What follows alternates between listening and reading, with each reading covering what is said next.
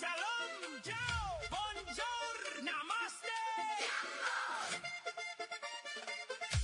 Hey, bienvenidos! My name is Jed Lee. Welcome to Reading with Your Kids.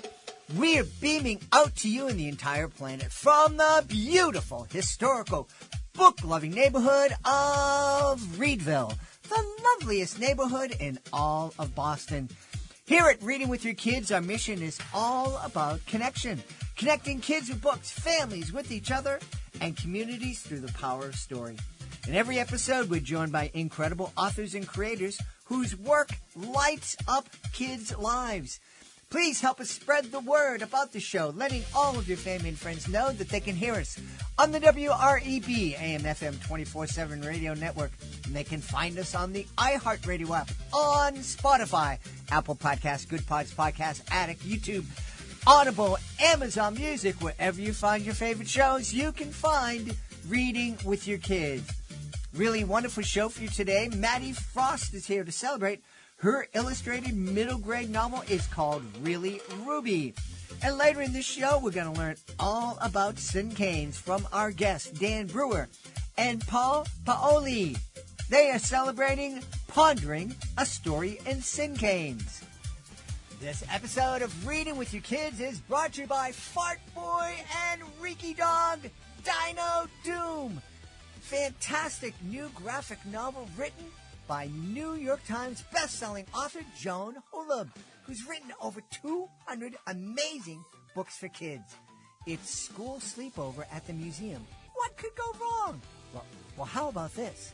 A snack-fueled explosion of garbanzo beans and peanuts unleashes a stink so powerful it brings the dinosaurs back to life. Now, Fart Boy, Reeky Dog, and their friends are in the middle of a dino-sized disaster. They have to solve tricky riddles, find missing bones, and stop the stinkiest villain of all, Professor Gravy Pants. Because if they don't, the dinosaurs could take over. Or worse, they could become Dino Dinner. This action-packed graphic novel is bursting with friendships, adventure, and enough laughs to shake the museum walls. If your kids love superheroes, if they love dinosaurs, and if they love to laugh until they can't breathe, then Fart Boy and Reeky Dog Dino Doom is the book for you. Because sometimes the power to save the world comes from the unlikeliest place. Grab your copy today and get ready for a reading adventure that's truly dynamite. This episode of Reading with Your Kids is sponsored by Ramble Office. You know, before I tell you about Ramble Office, let me tell you about what travel used to look like for me. When I take the Reading with Your Kids studio on the road, it was like a lot. I had one box for the mixer, another case for microphones, a satchel for my laptop, cables everywhere. And I always felt like I was forgetting something. That's why Ramble Office really clicked with me. Rambo takes everything I used to juggle, tech gear, personal stuff, and puts it into one smart, great-looking unit that's designed to be a mobile office, not just luggage. Everything has a place. Everything stays protected. And when you get to where you're going, you're ready to work. Instead of digging through bags or repacking your life every time you move, Rambo keeps your setup organized and ready to deploy.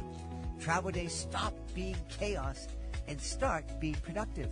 It's sleek, modern, built for people whose work doesn't stop just because they're on the move.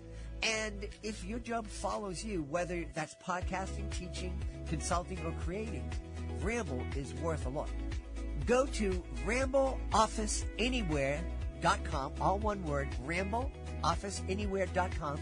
Use the promo code READ, R-E-A-D, and receive 5% off any product. It's exclusive for Reading with Your Kids listeners. Check it out today, rambleofficeanywhere.com, promo code READ. Join us right now from beautiful Central Massachusetts. Our guest is here today to celebrate her illustrated middle grade novel. It's called Really Ruby. Please welcome to the show, Maddie Frost. Maddie, how are you? I'm good. Thank you. Thank you so much for having me. I'm so happy that you are the only frost in my life right now because it's May and there's been a lot of frost here in New England. Tell me about it. I know. It's like I just put the winter hats away, and then you know what? A week later, you got to go get them back out. Get them back out. Yeah. Yeah. My wife I have like this little heater in my studio, and my wife keeps coming down and putting it away. And I'm like, I need that thing. Yeah, I know. You'd think we would be used to it by now, but you know, no. I'm not going to be I know. used to it. I'm old, and I'm getting less and less used to it every year. So, tell us about Really Ruby. Who is this young woman? Oh my goodness. Sure. Really, Ruby. It's 11-year-old Ruby Fox, and she just finished fifth grade. She is about to go to summer camp for the first time for 1 month in Vermont. And she's supposed to go with her best friend, Riley. But Riley breaks her ankle. And Ruby has to go alone. And she's like tried to fake some illnesses with mom, but mom totally is not believing in zombie-itis or sleepy-itis or any of her made up illnesses. And so she really has to, sort of decide to sink or swim with this new sort of journey of leaving home for the first time for so long, away from her comfort zone, her best friend. And it's sort of about that whole experience about just being away when you're so young, and kind of navigating those rough seas. Yeah. Yeah. Yeah. I imagine that would be terrifying. I mean, the world is kind of a scary place outside of your own little bubble when you're in 5th and 6th grade. Totally. Yeah. And then to think you're going to go to another state by yourself and meet all these other kids. Yeah. I don't know if I'd be on board for that trip. Well, it's based on a true story. So this was, except I did go to summer camp in Vermont for a month when I was Ruby's age, but my best friend came with me. And so the story kind of came from my curiosity as to what it would have been like if I had gone by myself. Mm-hmm. And sort of the dynamic between like me having this experience without my best friend and kind of how that would play out in our friendship, when she's stuck at home and I'm away meeting new people and having this experience without her. Yeah. Yeah. Yeah. How was your experience as an 11-year-old going to Vermont for a month? It was good. I did have, I keep a diary there, and a lot of my entries were like, I'm scared. I don't know what to do. And yeah, it's just more like, just miss home. I think I just missed home so much. And, cause it's just all you've ever known, right? It's the first time you really have left your bubble. But within some time, I think I was able to kind of relax, but it was different because I had my best friend bunked with me. Sure. So I kind of like, and she had been before. So it was kind of like she had friends there, then became my friends. So it was kind of like I sort of was just, she was like my security blanket while I was there. So that's why I was really curious to see like, what would my experience be like if my friend wasn't there when I was that young, Yeah. So did you, set out to write a book about camp, or it was just like kind of like writing this book and I remember I was in 5th grade and yeah, I think so. I think I always kind of had that idea that she would go to camp. I'm not exactly sure why I started with that story, like instead of just jumping her into school. I think in my head, the story was always like, okay, I have this character and she's going to go to camp. Maybe because like I wasn't in the mood to figure out like what 5th grade class was like, you know what I mean? Like I remember it, but everything's so different now. So I kind of was like, well, if I'm going to start this series, I'm going to do it on a whim. I've never written middle grade before. I could do it. Summer camp would be easy for me because I could kind of like sort of just not phone it in, but kind of make it up as I go as far as like what this kind of camp looked like. It could kind of be sort of anything, versus like what kind of classes she would have and, what her schedule looked like, the teachers and what she would be learning. So I was just like, wasn't up for that, all of that, for my first middle grade. So I think camp was sort of like, it just seemed like a very approachable way to start writing middle grade. Yeah. Now it's illustrated. Did the setting have anything to do with your comfort level in attacking it? Maybe. I mean, it's really not fun to draw like a classroom of people. But I think, no, I don't know. I think I knew it would be her doodles, and I knew that they would be pretty simple, and sort of just there wouldn't be really much planning involved as far as what she decided to draw and not draw. I kind of just I wrote the manuscript first, and then I kind of went in and decided which parts I wanted to have little doodles for. And it's all very kind of like sporadic and spontaneous, and that just felt really true to her character. So no, so it really wasn't. I knew that um, whatever the setting was, I would be okay illustrating it, because I would just think, well, what would Ruby want to draw? Would she draw a crowd of people? Probably not. So I could take I could take ways to kind of like go around the tricky scenes or whatever. It's interesting. I have zero skills in creating visual art, and as anybody looking at the cover art for my episodes can attest to.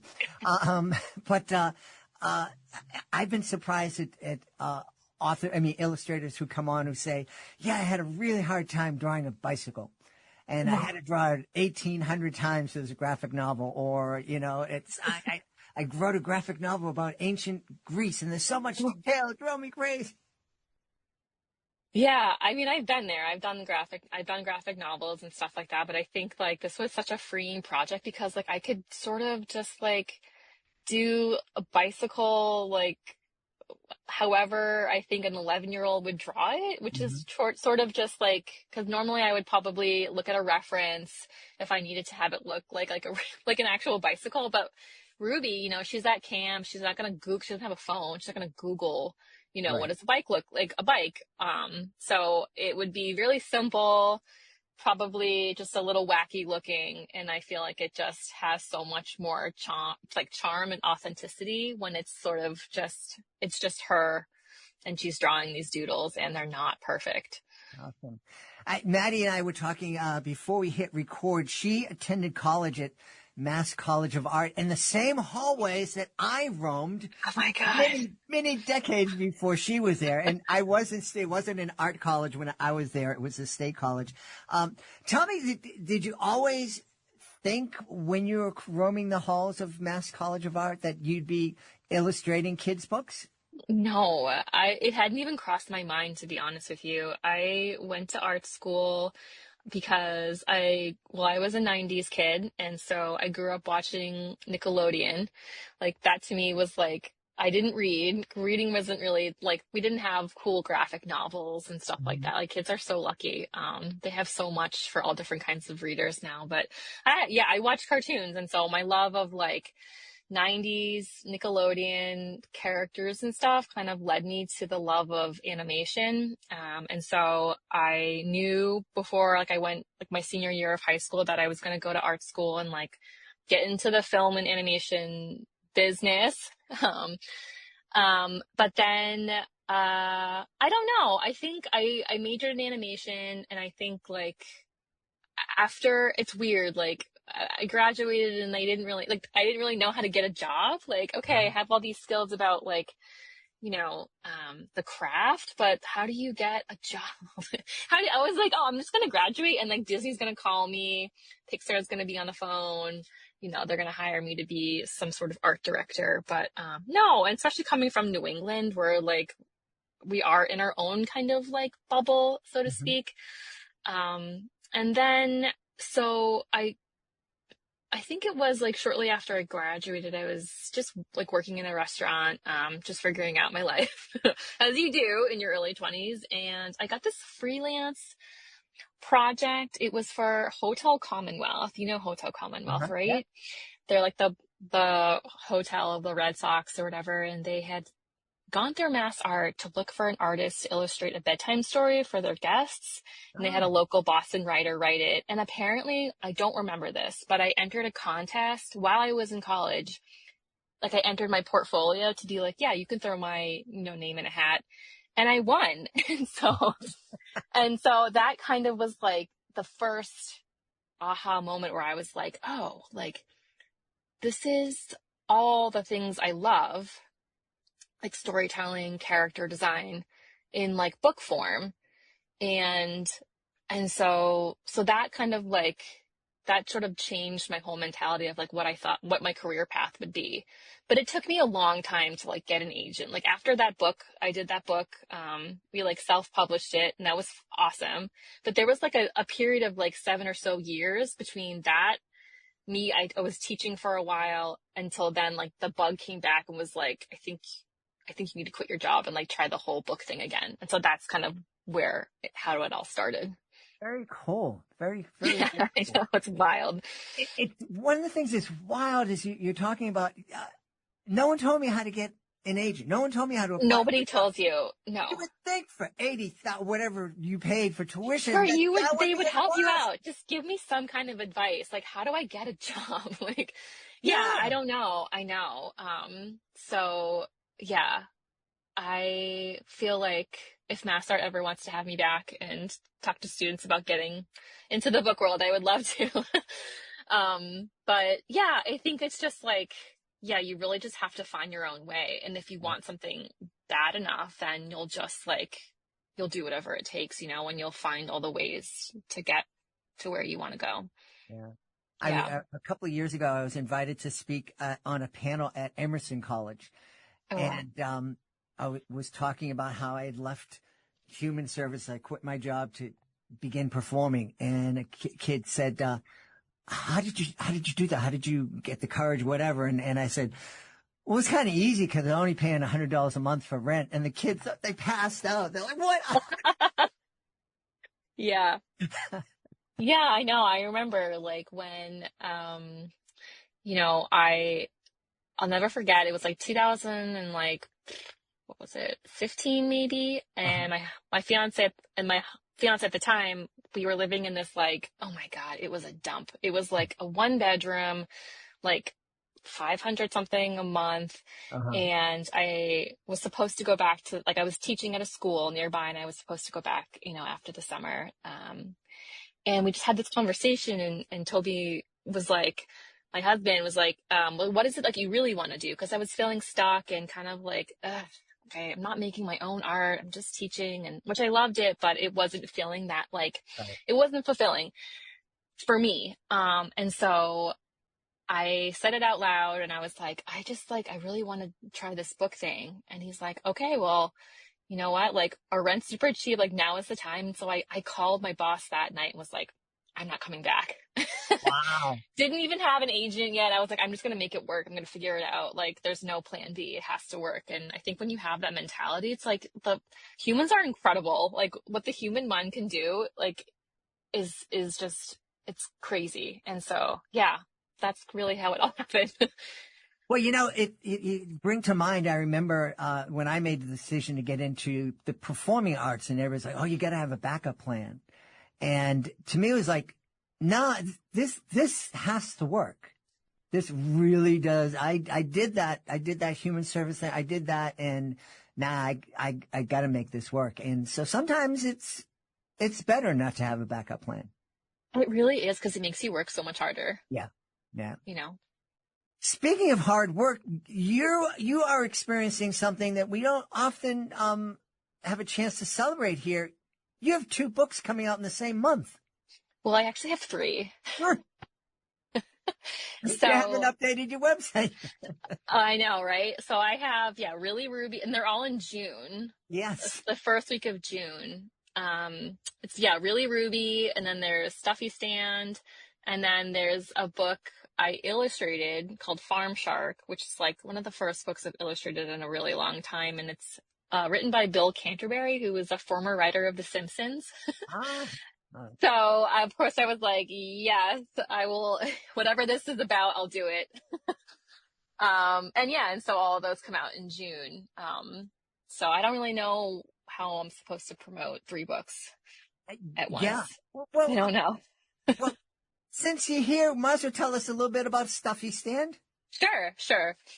Stuffy Stand is about a moose who loves stuffies, and it's a picture book, and he opens up a stuffy stand from his like sew shed, and and it becomes a huge success with the locals. Mm-hmm. And but then he gets like so many orders and stuff like that, and he gets like totally burnt out. And there's this girl named Mabel who is like, hey, I make stuffies too, I can help you out and we can kind of be partners. And Moose is like, no, this is my vision or whatever. And anyway, yeah, so it's about like asking for help, working together, Uh-huh. collaborating, which is something, I feel like as a solo, like one man band, I feel like I struggle with that all the time, is sort of like letting people help you, having people give you ideas, give you feedback and stuff like that. Yeah.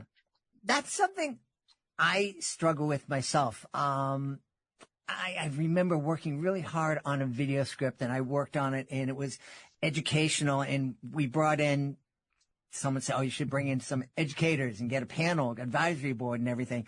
And they came in, and they had a lot of suggestions. And when we finally finished up and everything, and everybody gave it the thumbs up, I looked at it and I said, that ain't mine anymore.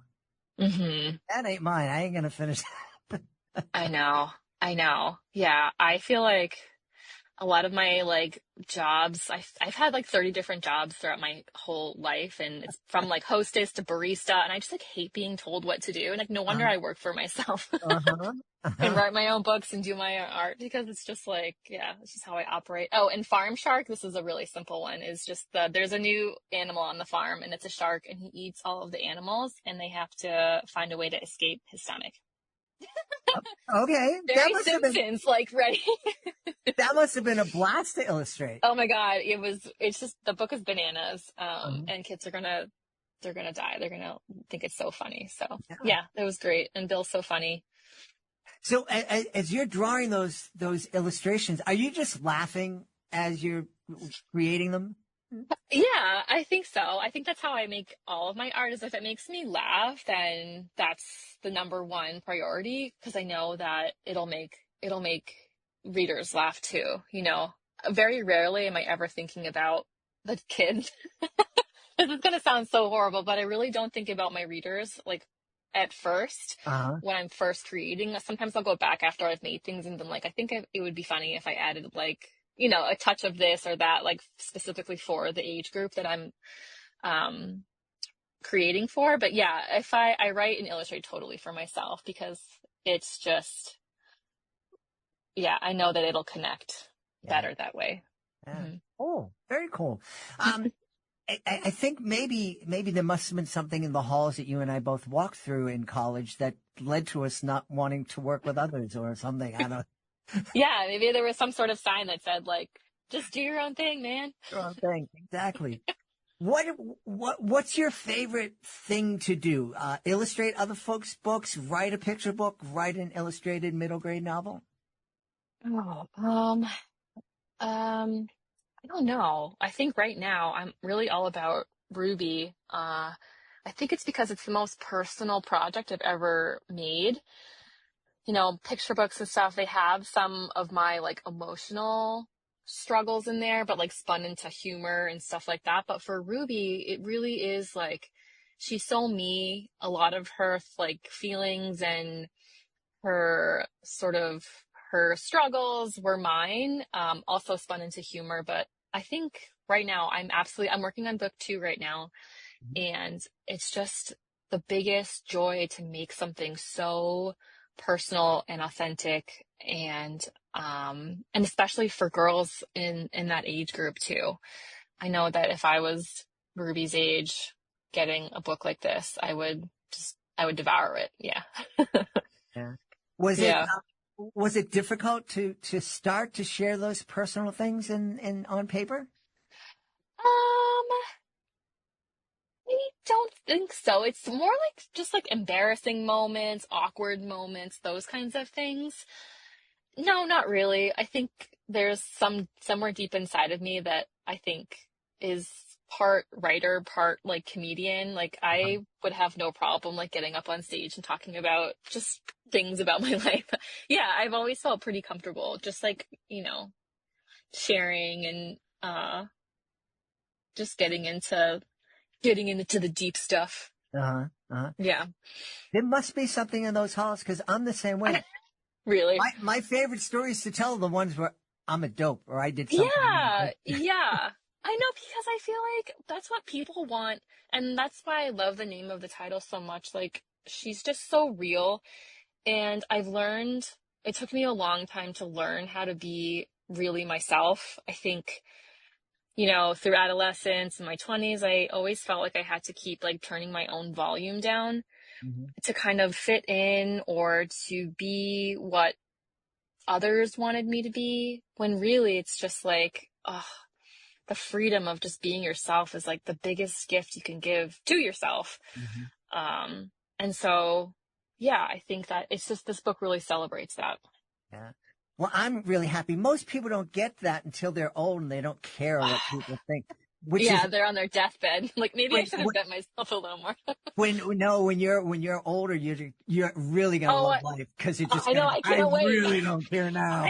You know what? I'm inching towards 40, and I feel like I've been 40 since I was 10. Like, dude, let's go. I'm ready. I was on a performance tour a few years back, and the person I was performing with told me her age, and she was very upset about it. And I said, "I'm closer to 100 than I am to your age." And she's like, "Ooh." Yeah, but you have so much wisdom. Well, you obviously don't know Well, me that well. So tell me, book two. Are you exploring? Are you in school in book two? book two, we're in school. Yes. Uh-huh. So I finished the manuscript. It's awesome. And now I'm illustrating the doodles. And so book two, Ruby starts 6th grade. And there is a new girl who is Riley's new neighbor who moved in over the summer, and her name is Zan, Z-A-N, and they have spent like a whole month, a lot of the month that Ruby was away at camp together, so they've had this friendship.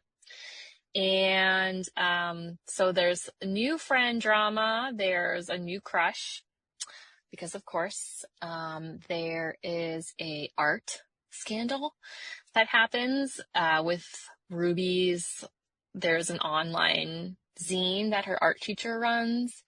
And so there's, I don't want to give too much away, but there's a big lie, a big scandal. There's some breaking and entering into classrooms. There's sneaking out at night.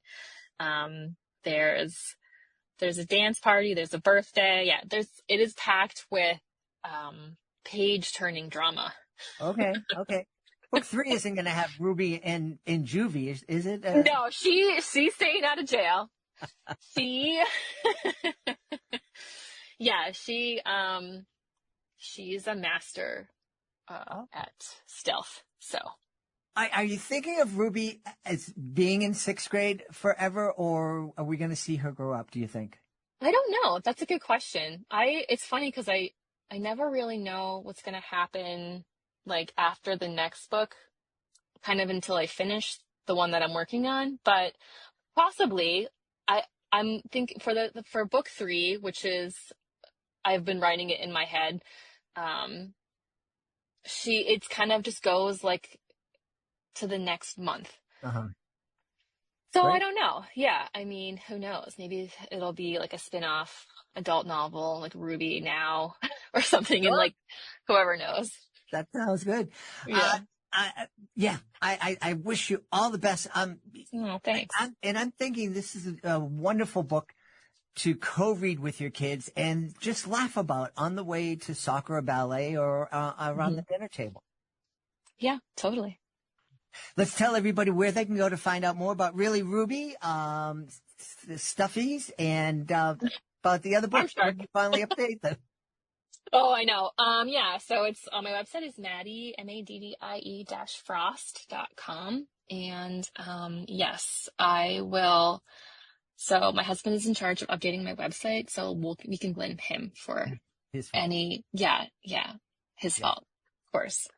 No, I'll update my website and make sure there's all the information that you need. But you can find the book Really Ruby comes out June 2nd, in any store near you. We've had a great time speaking to the author and illustrator of Really Ruby, the new illustrated English is escaping me. The new illustrated middle grade novel from our guest, Maddie Frost. Maddie, thanks so much for being with us. Yay, thank you for having me. Hey, my friends, I want to tell you about a coffee company I recently discovered that really lines up with the values we talk about right here at Reading with Your Kids. It's called Author-illustrator Coffee Company, and they're doing things the right way. The coffee is sourced directly from certified Rainforest Alliance farms in Central and South America, with a big focus on farms in El Salvador. I love El Salvador. They work directly with local farmers, support sustainable farming practices, and even use recyclable and combustible packaging. Now, all of that would already make me feel good about supporting them, but honestly, the coffee itself, it's fantastic. You can really taste the quality. The beans are grown in rich volcanic soil and carefully roasted, so the flavor really comes through smooth, rich, and super aromatic. Now, whether you're somebody who loves a strong espresso to get moving in the morning, or you prefer a lighter roast while reading a good book, Author-illustrator has something you're going to enjoy. And this is kind of beautiful. 5% of all their sales goes to charities helping conserve and preserve the great outdoors. So if you'd like to try coffee that tastes amazing and supports good people doing good work, head on over to author-illustrator.com. That's AFUERA coffee.com, and use the promo code READ to get an exclusive 15% off your order. And of course, when you use the code, you're also helping support the podcast. Great coffee and helping families grow closer together. I'd call that a pretty magical way to start your day.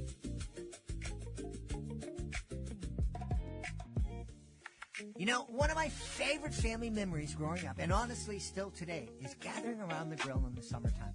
Good food, kids running around laughing, maybe somebody reading on a picnic blanket while dinner cooks. There's just something magical about it. And speaking of cookouts, I want to tell you about a company our family has been enjoying called Big Fork Brands. Now, friends, this is not ordinary cookout food. Big Fork makes incredible bacon sausage, craft jerky, meat sticks, and those amazing Chicago-style sauces that instantly level up burgers, hot dogs, fries, all your cookout favorites. Their bacon sausage is kind of legendary. They combine hardwood smoked bacon with premium pork and create flavors like hickory and applewood, maple and brown sugar, and spicy 3-pepper. Honestly, it sounds fancy, but it's really just fun, delicious food families can enjoy together. And another thing I really appreciate, they work with small Iowa farms, raising heritage hogs outdoors without any antibiotics. So there's a real commitment to quality and sustainability behind everything they make. So here's my challenge to you this summer. Plan a read together cookout night. Fire up the grill. Put the phones away for a little while. Enjoy a great meal together. And end the evening reading together as a family. And to help make it happen, Big Fork Brands is giving our listeners an exclusive 20% discount. Just head on over to bigforkbrands.com and use the promo code READ at checkout. Great food, great conversation, great books. That sounds like real magic to me.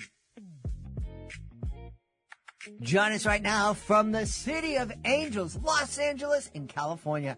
Our guests are here to celebrate their new picture book. It's called Pondering, a Story in Sin Canes.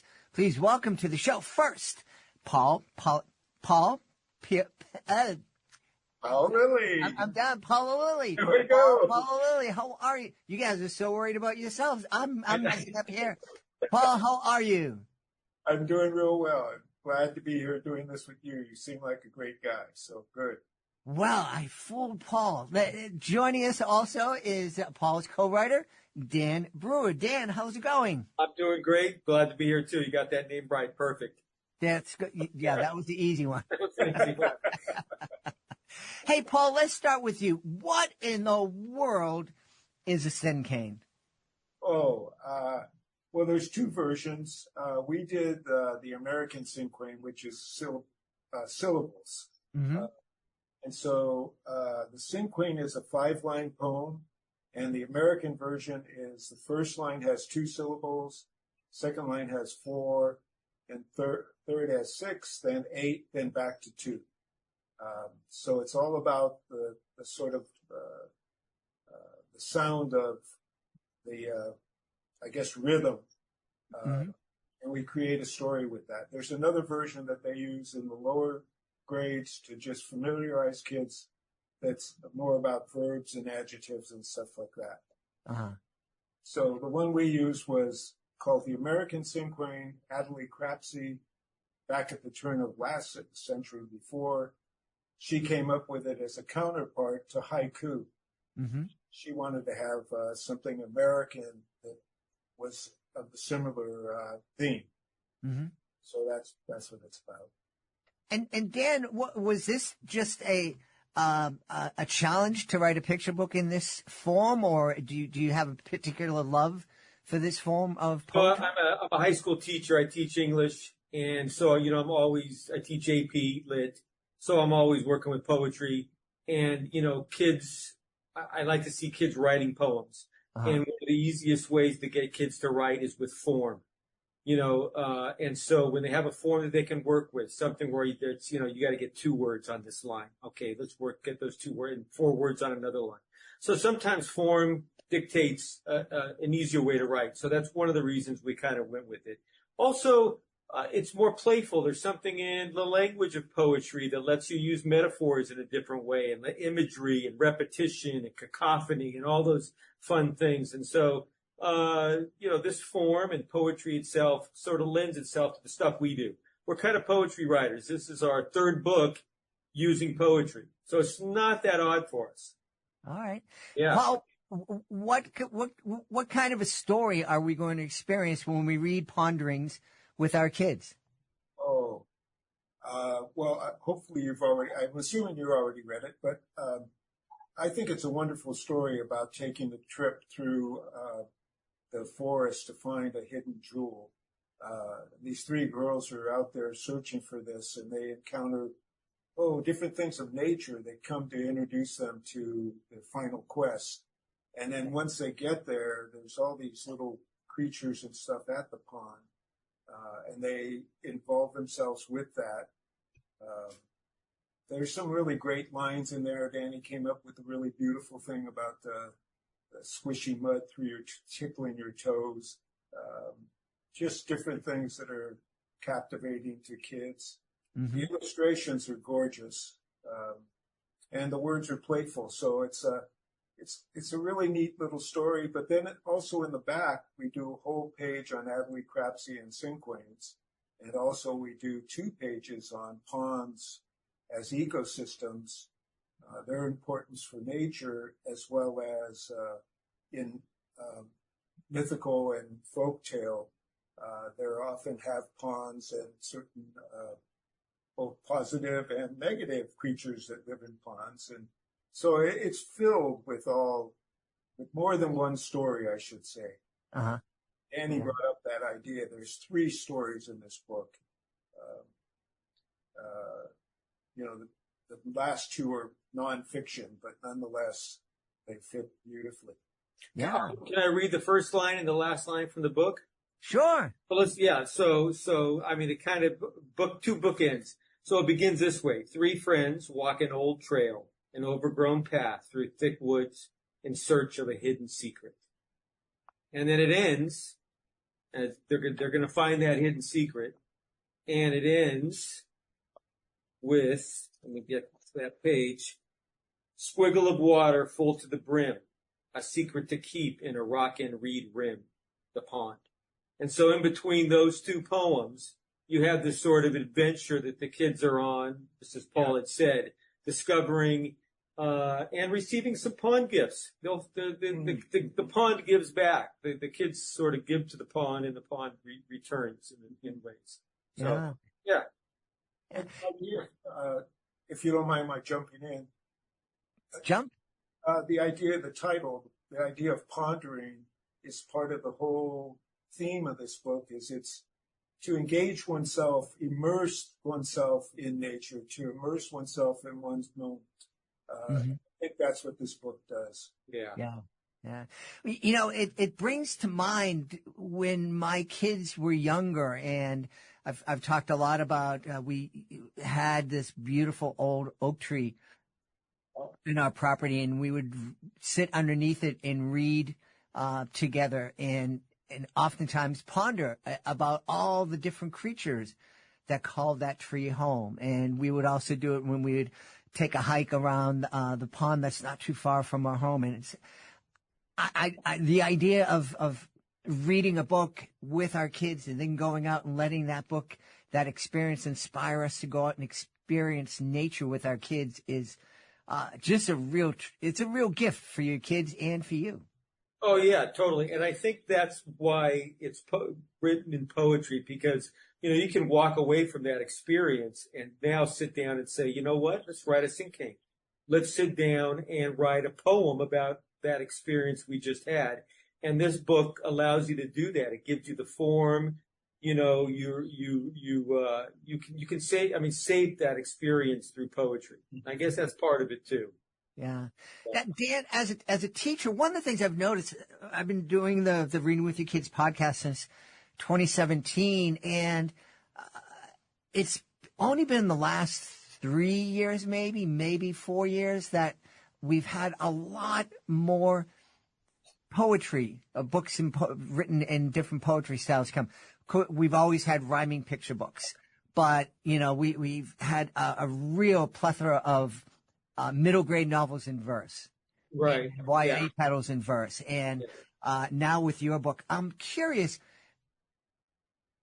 what do you think is driving this seemingly sudden popularity in poetry? I think part of it is that poetry touches on something universal. There's something in the psyche. Just part of, literature goes back to poetry and the way language is put together. And I think it's sort of taken that turn back to, where we come from, and where are we going? And poetry is part of that. Also, I think it's in the language. There's something in a short line that, that I think kids can mull over.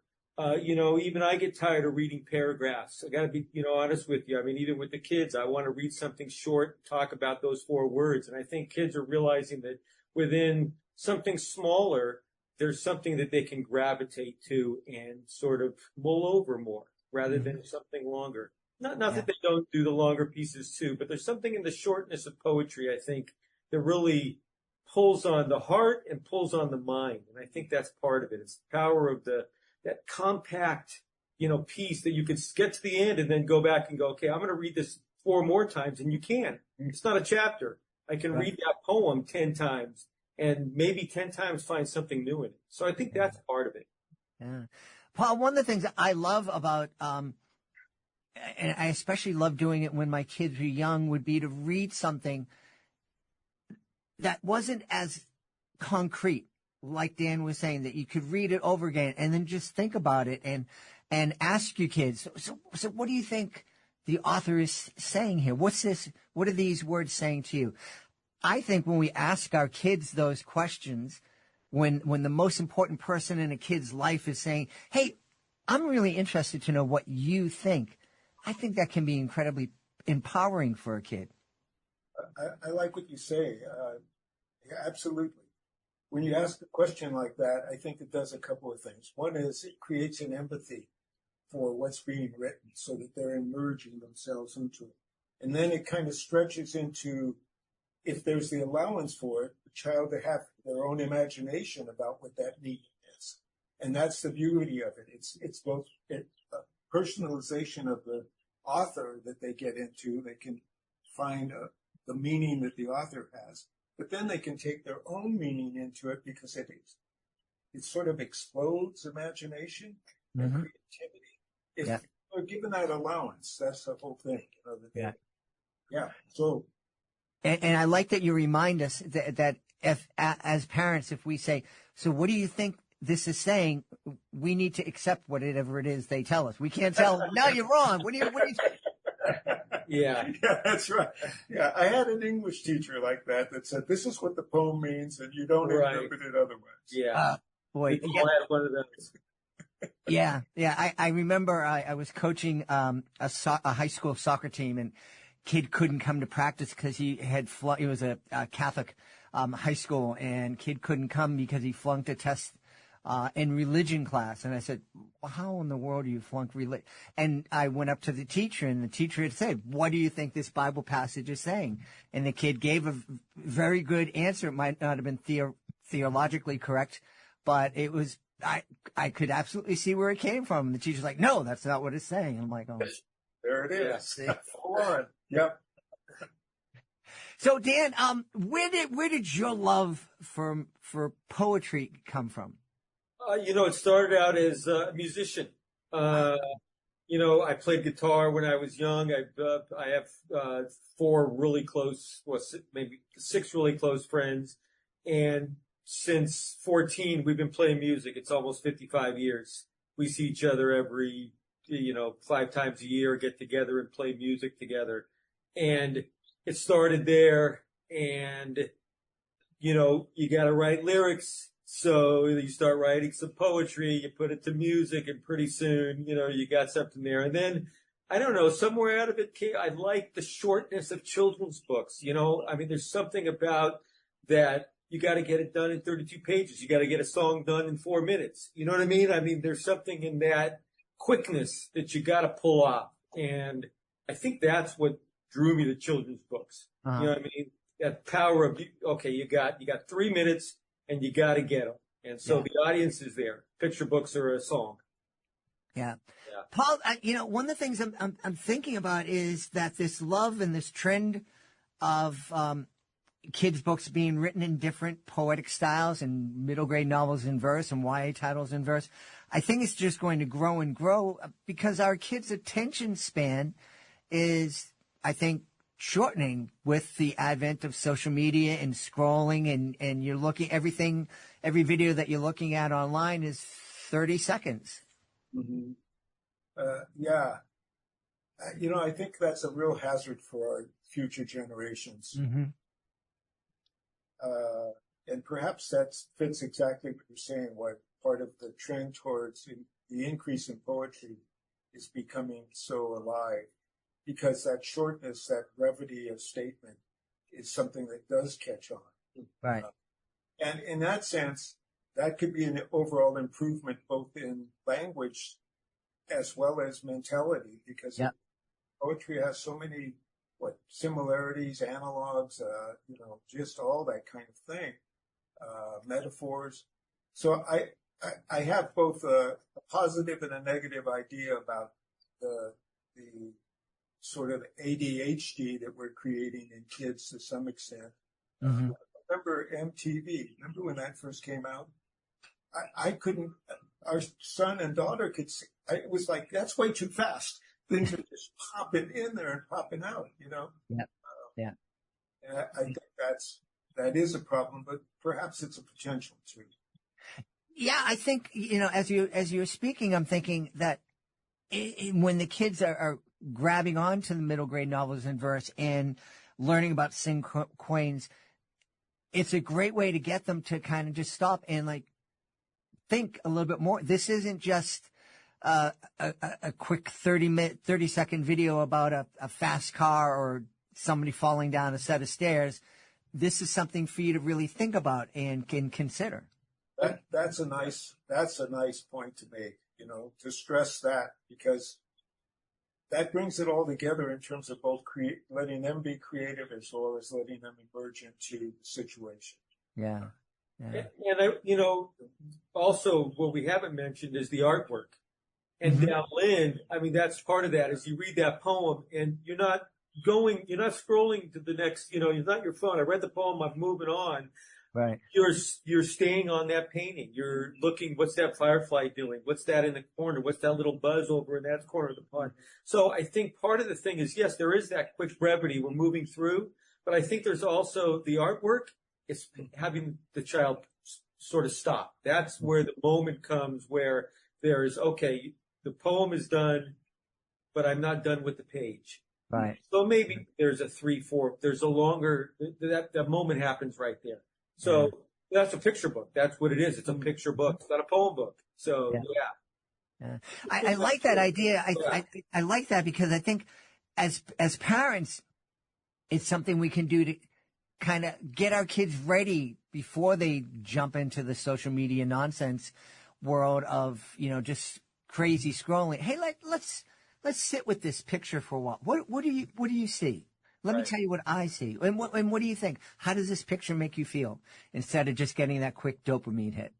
Yeah, that's a big thing in education right now, is just saying, what do you see? And, all you have to say is what you see, not what you think about it, what you want, but just what do you see? Yeah. And, that's a big thing right now, even in high school, is just sharing a photograph and asking students, what do you see in it? Oh. And then moving to that next step. So why do you think that's there? And then what do you think? So it's just looking at things rather than reading things, because a text, a visual text is text. I mean, it's words too. It's just a visual way. Right. But that's a huge thing right now, is looking at paintings and photographs and talking about what they're saying. And so I think picture book's the same. Yeah. Yeah. I've joked a couple of times here on the podcast about not really understanding a lot of art, especially modern art. Like when you go and you see this giant canvas and it's blue, and I remember Illustrator we were talking about. He goes, "Well, how did it make you feel when you saw it?" And I said, "Made me feel like this guy conned someone and paying a lot of money for a blue canvas." Right. Yeah. There you go. Well, you're thinking about it. You know what I mean? That's I'll let you go with it. Yeah. Dan, we've talked a lot. We've talked a lot with teachers in elementary school and kindergarten. We know that things, for example, kindergarten's changed a whole lot since my kids are in kindergarten, certainly since I was there. What about high school? Are there new challenges facing high school educators and kids these days, other than the social media? Yeah, I think what's going on in the world around them, politics, the kids are savvy. They see, left and right and all those terms that are be throwing out there, and woke and not woke. I mean, the world of politics and what's happening in their cities is affecting them a lot. It's not just on social media. Yeah. So, I think we need to be aware of those things. The students I have, they walk home every day. They walk through some, things that are going on in our city in LA every day and see it. They see, protests. Mm-hmm. So they're dealing with a lot of issues that, now more than there have been before. Yeah. And this isn't social, this is just real life, walk outside the door kind of stuff. Yeah. Paul, I'm really curious, how did this collaboration come together? How did you guys become a team? A long time ago, we started doing some woodwork together. Oh. And then we started, writing wise, after my mom passed away, Danny's grandma and my mother, we started to put together a poem not a poem, but a small storybook about her metaphorically. And that just got us going. And from there, we started writing other stuff. And, it's very basic back when. That was almost 30 years ago. We're uncle and nephew. Yeah. Okay. Yeah. So, but one little tidbit is, my dad and my mom came from the same village in Italy called Sulmona. And Sulmona was the hometown of Ovidio Nazzoni, Ovid, the Roman poet. And so we have this sense of we've got a DNA from way back there in us somewhere. Yeah, I think we needed to continue that authority that we have. We are poets too. Yeah. I love it. I love it. Keeping the tradition going. Yeah, that's it. A lot of traditions in Italian families. Yeah. Hey, let's tell everybody where they can go to find out more about Pondering a Story in St. Canes and find out more about both of you. Our website is, you can type powellillianbrewer.com is our website. You could also go to Hatchet Books, Worthy Books, where they can find more information on the book. And we're doing a book signing in Pasadena, Romans. and at Once Upon a Story in Montrose. But you can go to our website, again, powlillianbrewer.com. Awesome. Awesome. We had a really fun time speaking to the authors of Pondering, A Story in Sin Canes. Our guests have been Paul Lilly and Dan Brewer. How did I do, Paul? Very good. I was going to play. Hey, guys, thanks so much for being on Reading with Your Kids. I'll be here. It was Okay, wonderful. take We had care. a good time. Thank you. We hope you've enjoyed this episode of Reading with Your Kids. We'll join us for the next exciting episode of the show. If this episode made you smile or gave you something to think about, please consider sharing a link to the show with someone you love. Leave a 5-star review and subscribe to the show wherever you find your favorite shows. It really, really helps our mission. I want to thank the folks who made today's show so wonderful, starting with our guest, Maddie Frost. Please be sure to check out Really Ruby. Also want to thank Dan Brewer and Paula Lilly. Please be sure to check out Pondering, A Story in Sin Canes. I want to thank my team, Chris Doherty, Daleen Advita Lopez, Ella Badier. I want to thank my beautiful wife for all the support and love she gives me. Most of all, we all want to thank you. Thank you so much for taking the time to join us today. And as always, thank you so very much for taking the time to make the world a better place. And you do every time you read with your kids. I'll be looking for you in the next episode of Reading with Your Kids.